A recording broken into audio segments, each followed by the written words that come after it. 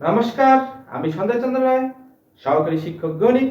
গণিত কেয়ার একাডেমিকের পক্ষ থেকে তোমাদেরকে জানাই আন্তরিক প্রীতি ও শুভেচ্ছা। আজকে তোমাদের গণিত বইয়ের অনুশীলনী 1.2 থেকে প্রথম যে নৈবেত্তিক প্রশ্নগুলো আছে সেই প্রশ্নগুলো আজকে আমরা সমাধান করব। তো চলো আমরা ক্লাসটি শুরু করি। প্রথমেই দেখো 1 নম্বর যে কোশ্চেনটি আছে 381 এর 289 এর বর্গমূল কত? অপশন আছে, ক আছে দেখো 19 এর 13, 19 এর 17, 13 এর 19 এবং 17 19। এখান থেকে সঠিক যে অ্যানসারটি সেটি আমাদের বের করতে হবে। তো চলো আমরা অঙ্কটি কিভাবে ব্যাখ্যার মাধ্যমে তোমাদেরকে সমাধান করব। প্রথমেই দেখো এখানে আমাদের 200 এত এবং 381 বর্গমূল নির্ণয় করতে হবে। তাহলে বর্গমূল নির্ণয় করার সূত্র, এমন দুইটি সংখ্যা তোমাদেরকে নিতে হবে যেন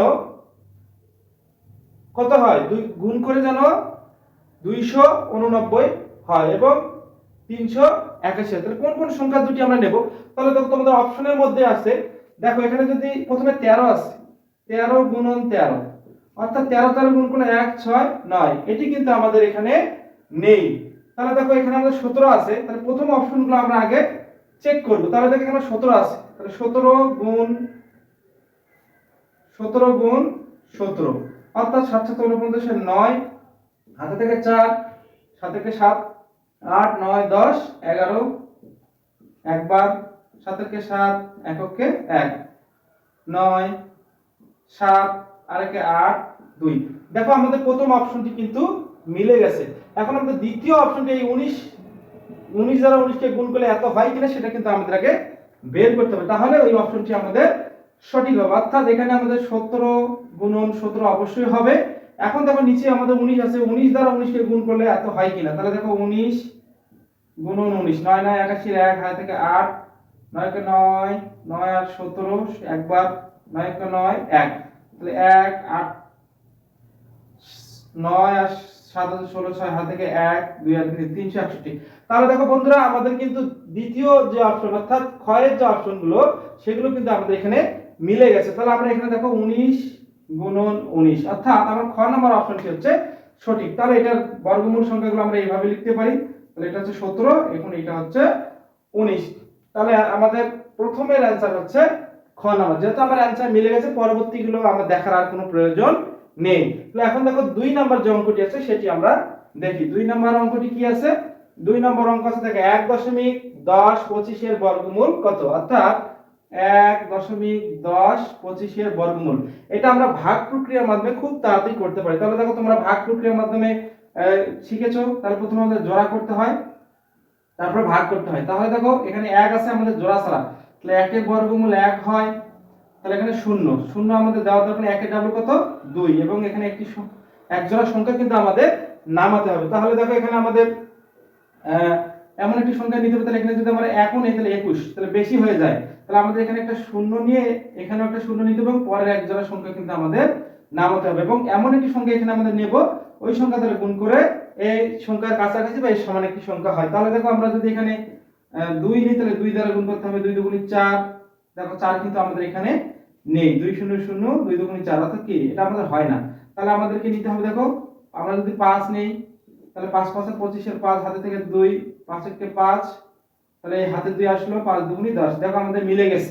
তাহলে অবশ্যই এখানে আমাদের 5 বসাতে হবে, এখানে আমাদের 5, তাহলে 0 25 এবং এই দশমিক যে উঠে গেছে দশমিকের জন্য এখানে আমাদের একটা দশমিক দিতে হবে। তাহলে দেখো এই যে আমাদের এই 1.05 কোন অপশনের মধ্যে আছে সেই অপশনটি আমাদের সঠিক। তাহলে দেখো এখানে আমাদের আছে এই দেখো গ নাম্বার অপশনে আমাদের এই 1.05 আছে, তাহলে এটি আমাদের 2 এর হচ্ছে অ্যানসার। আশা করি তোমরা বুঝতে পেরেছো। তোমরা যদি আমরা অনলাইন ক্লাসে নতুন হয়ে থাকো তাহলে অবশ্যই আমার চ্যানেলটিকে সাবস্ক্রাইব করবে এবং পাশে থাকা বেল আইকনটি দিয়ে রাখবে, তাহলে পরবর্তী ক্লাসগুলো দেওয়ার মধ্যে তোমরা পেয়ে যাবে। তো এখন দেখো আমরা তৃতীয় যেটি আছে সেটি আমরা সমাধান করব। দেখো 3 নম্বর বলছে একটি মূলদ সংখ্যা হলো 0।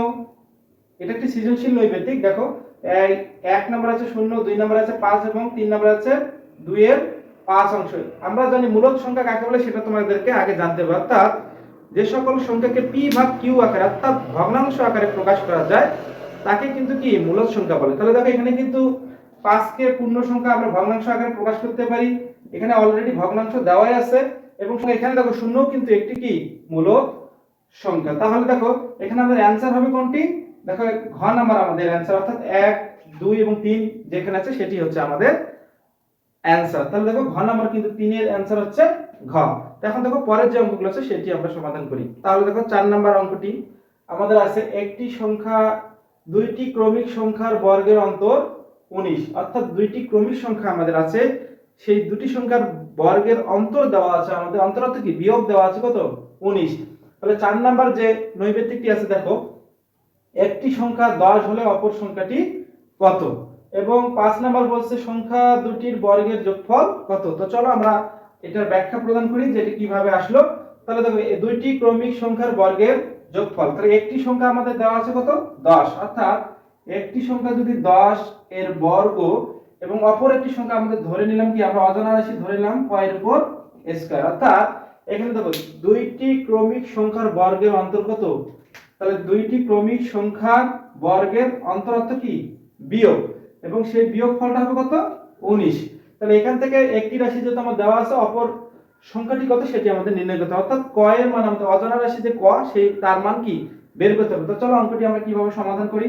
তাহলে দেখো 10 10 স্কয়ার করলে আমাদের 100 হয়, এখানে ক স্কয়ার থাকলো আর এখানে থাকলো 19, বা এখন দেখো এই ক কিন্তু আমাদের মাইনাস আছে, তাহলে আমাদের পজিটিভ করতে হবে, ক কে আমরা ওইদিকে পার করে দেব, তাহলে এখানে 100 থাকলো, এইটা প্লাস আছে এদিকে নিয়ে আসলে কি মাইনাস, আর এখানে থাকলো এইটা মাইনাস ওইদিকে গেলে কি হবে প্লাস। তাহলে দেখো এখানে আমরা বিয়োগ করলে কত হয় 81 হয়, এবং এখানে থাকলো আমার ক স্কয়ার, তাহলে আমরা অতএব সুতরাং ক স্কয়ার সমান সমান 81 লিখতে পারি। তাহলে ক থাকলো 81 এর উপর দেখো a স্কয়ার ওইদিকে গেলে কি হয় রুট হয়ে যায়। আমরা জানি 81 একটি পূর্ণবর্গ সংখ্যা, তাহলে 81 এর বর্গমূল কত 9, অর্থাৎ ক এর মান কত বের হলো 9। তাহলে অপর একটি সংখ্যা কত, অপর একটি সংখ্যা হচ্ছে 9। তাহলে এখানে দেখো 4 নম্বরের অপশন দেখো ক নাম্বার আছে 12, খ নাম্বার আছে 11, গ নাম্বার আছে 9। তাহলে দেখো গ নাম্বার অপশনটি কিন্তু আমাদের সঠিক। আশা করি তোমরা বুঝতে পেরেছো। তো চলো পরে যে 5 নাম্বার আছে সংখ্যা দুটির বর্গের যোগফল কত সেটি আমাদের বের করতে হবে। তাহলে সংখ্যা দুটি আমরা বের করে ফেলছি, একটা হচ্ছে 10 আর একটা হচ্ছে কি 9, এবং এখন আমাদের করতে হবে সংখ্যা দুটির বর্গের যোগফল কত। তাহলে চলো আমরা অঙ্কটি করি। তাহলে দেখো বর্গের যোগফল অর্থাৎ 10 এর উপর স্কয়ার 9 এর উপর স্কয়ার, তাহলে দেখো বলছে কি সংখ্যা দুটির বর্গের যোগফল, সংখ্যা দুটি আমাদের বর্গ করলাম তার সাথে কি যোগফল। তাহলে দেখো 10 10 গুণ করলে হয় 100 আর 9 9 হচ্ছে 81, তাহলে আমরা যোগ করলে কত হবে 181। তাহলে দেখো তো আমার 5 নম্বরে সংখ্যা দুটির বর্গের যোগফল কত দেখো, কয়ে আছে কত 281, ক্ষয়ে আছে 221 এবং গয়ে আছে 181। তাহলে দেখো গ নাম্বার কিন্তু অপশনটি আমার সঠিক। আশা করি তোমরা বুঝতে পেরেছো। তো চলো 5 নম্বর যে অঙ্কটি আছে সেটি এখন আমরা সমাধান করব। তো দেখো প্রথম দেখো এই 6 নম্বর অঙ্কটি যেটি আছে সেটি এখন আমরা সমাধান করব। 6 নম্বরটি হচ্ছে দেখো 0.01 এর বর্গমূল নিচে কোনটি।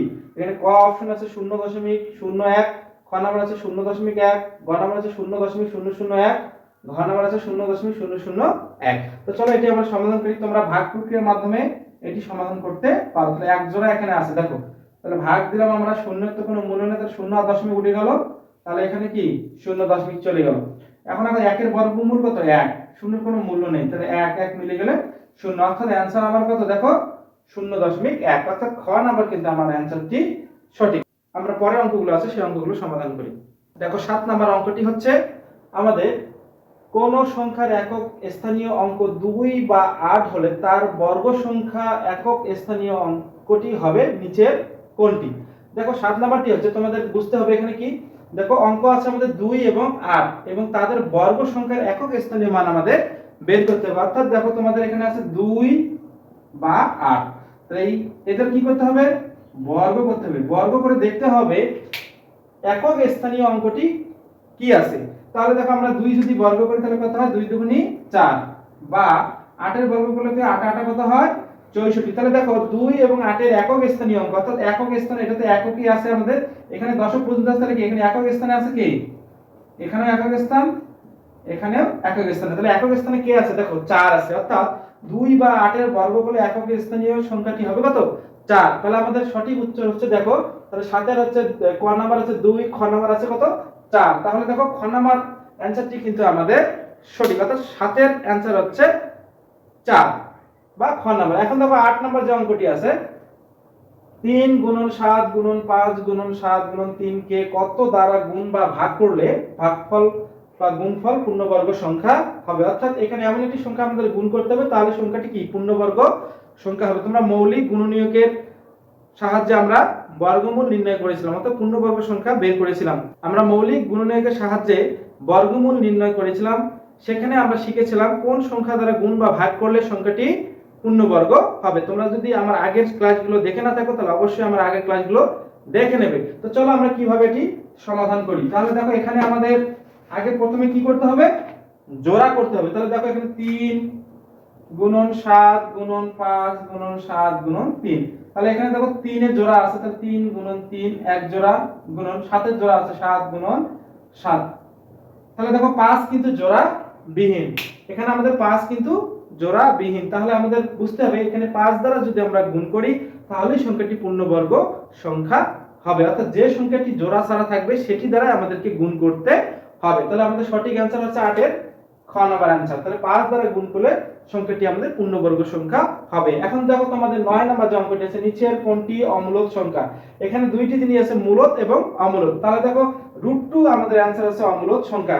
এখন ক খ গ কেন অ্যানসার নয়, তাহলে দেখো এখানে পূর্ণবর্গ সংখ্যা আছে 9 16 25, এদের বর্গমূল করলে কত হয় দেখো 3, এখানে বর্গমূল করলে হবে 4 4 16, আর এখানে বর্গমূল করলে কত হয় 5। তাহলে দেখো 3 4 5 এগুলো হচ্ছে পূর্ণ সংখ্যা। পূর্ণ সংখ্যা কখনো অমূলদ সংখ্যা হতে পারে না। তাহলে আমাদের অ্যানসার হচ্ছে √2, অর্থাৎ √2 √3 √5 √7 এগুলো হচ্ছে আমাদের